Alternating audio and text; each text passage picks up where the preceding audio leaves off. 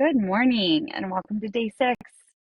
How many times have you experienced emotional suffering and pain only to find out afterwards that the thing you were so upset about, there wasn't so much truth in it? And then we move on, but we've just lost days and hours of being so mad, so sad, so upset, so depressed over something that was not really there. I'm Jamie O'Connor, and I am your guide in ReWired. 365 days of transformation, a simple daily practice to help you connect deeper to co-creation and rewire your brain to experience miracles. The original text, today's practice is, I am upset because I see something that is not there.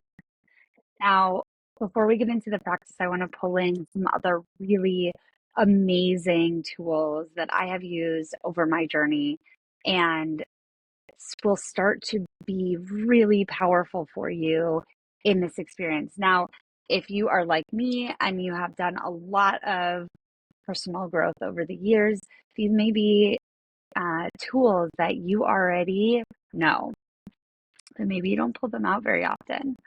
I know that when I came back to one of them, and it was because I actually taught my husband it became a life-changing resource in teaching it because I started to embody it.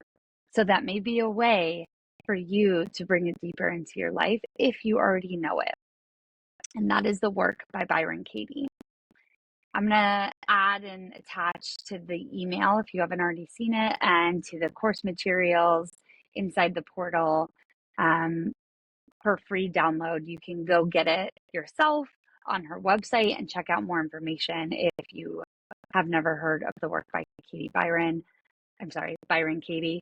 It is super powerful. There's things about it that I don't love, but I encourage you to, just like the daily practices here and anything else that's out there, take what you like and leave the rest. Nothing need be dogmatic in your personal growth and your spiritual journey.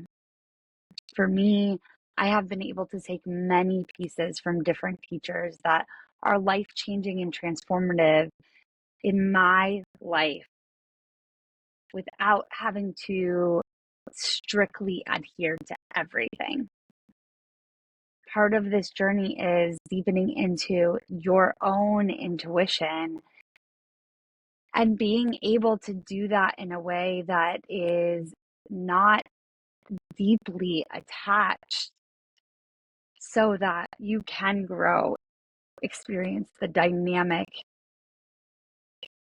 life-giving place that is being human, separated from the programs that are not you. Okay, so the work by Katie Byron, at its essential core, asks you to ask 4 questions whenever you're experiencing any kind of emotional pain.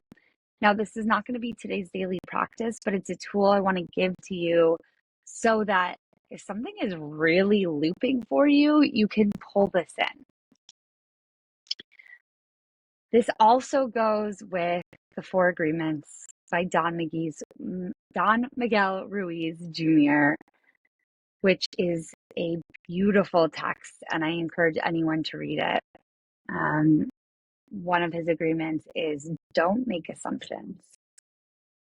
Often our upset, our pain is because of assumptions that we have created in our minds that are not entirely true. And what Byron Katie comes to ask is the 4 questions when you're experiencing pain, emotional pain, suffering, stress. First, is it true? Can you absolutely know that it's true? How do you react? What happens when you believe this thought? And finally, who or what would you be without this thought? That last part, that's the part we're working on with these daily practices. Who or what would you be if that thought didn't exist? I am also going to bring in one other piece here. As someone who is deeply empathetic, and maybe you are too, I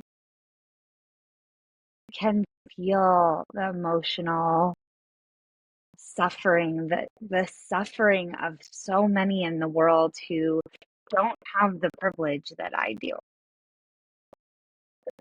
And in my spiritual journey, one of the things I've really struggled with some of these ideas has been being willing to see this particular thing and not immediately want to say, but look at the real suffering.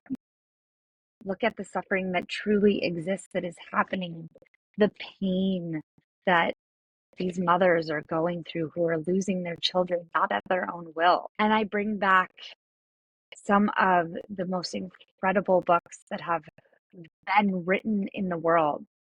Viktor Frankl, A Man's Search for Meaning, is one that I highly encourage if this is a piece of you that comes through.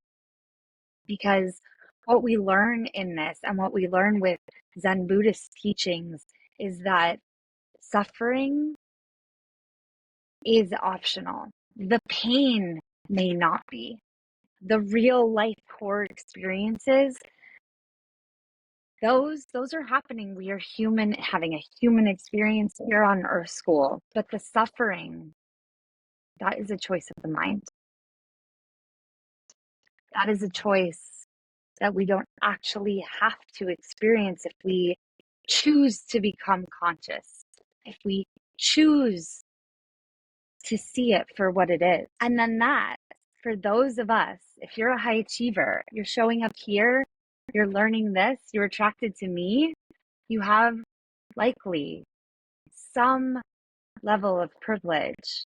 And once you can take this action, once you can start to recognize that the suffering that you experience and that some experience in the most difficult, horrible situations is actually a choice of the mind, and you can experience it differently, you can then start to be able to take action to help change the physical experiences of those in the worst situations. You can use your privilege to start to change the world because your capacity to handle it grows.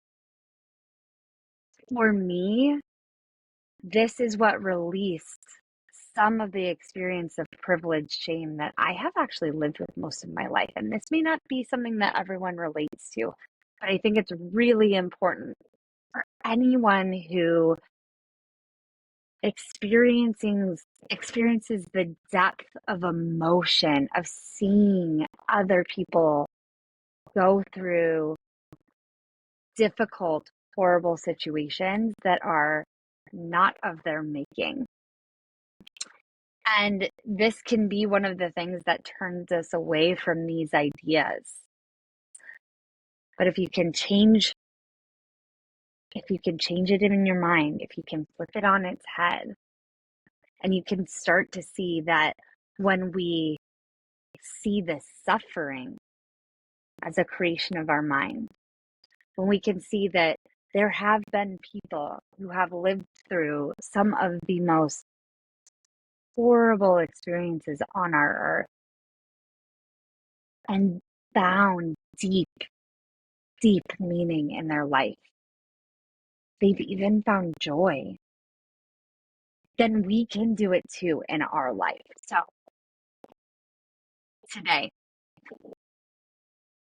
today, I want you to now take a moment and connect your body in some way to the ground. Feel the weight where you're connected to the ground. Deepen into that place as you start to take in a breath relaxing your tongue down the back of your throat,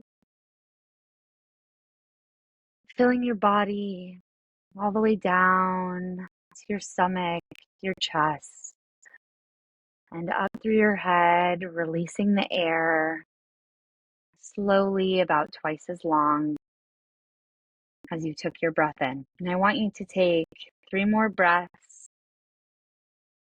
in your time, feeling the presence within you, the grounding, the moments that you're in right now, with a sense of gratitude and love for showing up here, being present, and being willing to see what your mind creates and the power that is there. As you take a few moments to be here, I want you to think about today's practice. I am upset because I see something that is not there. So much of the time, there may be a real experience that happens. So a real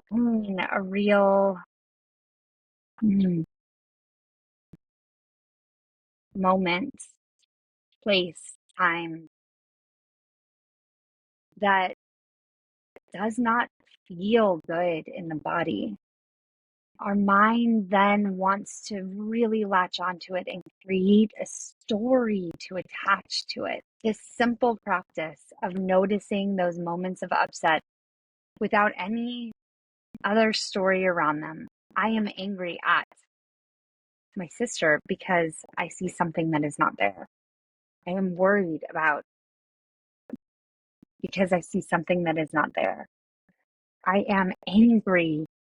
I am sad. I am distraught because I see something that is not there.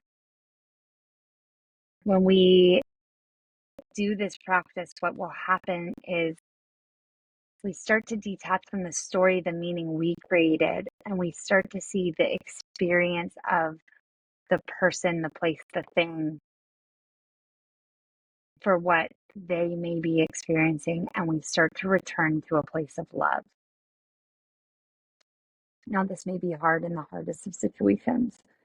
This may be very difficult if you are experiencing a divorce and you see the other person behaving in ways that don't make any sense to you and feel like they're purposely trying to hurt you. If we can do this action, this practice in the moments of upset, then we are able to take a step back, a wider view, and send deep love and experience deep love to the person who's actually going through whatever they're going through, and then projecting back to you. And by doing that, you can start to take an action out of love and not out of fear, pain, and suffering. It doesn't mean you don't take action. It just means you do action from a place of love.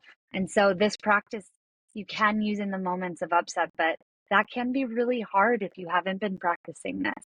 So I do want you to take 3 or 4 times today, take even just a minute and find those places in your life that come up that you are worried about, that might be playing in the underlying subconscious of your mind. 3 or 4 times today, find a few of these and just say, I am upset at whatever it is because I see something that is not there. And remember, in the really hard ones, the crunchy ones, you can remember there are no small upsets. So allow the little ones to come in. They are all equally disturbing my peace of mind. And the ones that you really are having a hard time letting go of, you can bring in the phrase, I cannot keep this and let the others go. For the purposes of today, I will regard them all the same. Okay. Thank you for showing up. Thank you for being here with me. I am so grateful for you to be here on this journey, for your dedication, for your devotion, and for your commitment to returning to love. I will see you tomorrow for day 7.